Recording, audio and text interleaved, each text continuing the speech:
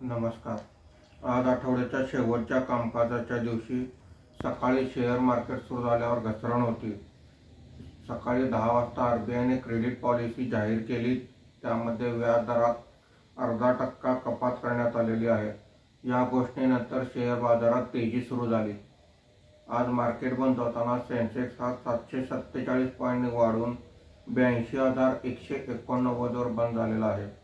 Nifty हा 252 point वाढून 25,003 वर बंद झालेला आहे.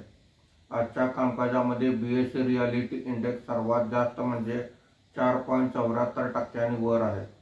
BSE metal index 1.56%, BSE auto index 1.50% वर आहे.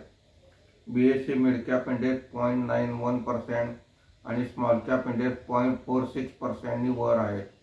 आजच्या कामकाजामध्ये निफ्टीमध्ये वाढलेले मुख्य शेअर्स पुढील प्रमाणे: Shriram finance 5.65%, Bajaj finance 4.90%, JSW steel 3.73%, axis bank 3.07% अशी वाढ आहे.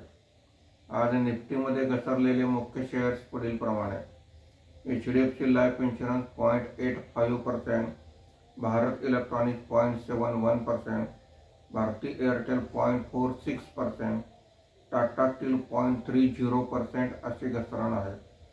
शनिवार आणि रविवार शेअर मार्केटला सुट्टी आहे. सोमवारी पुन्हा भेटूया.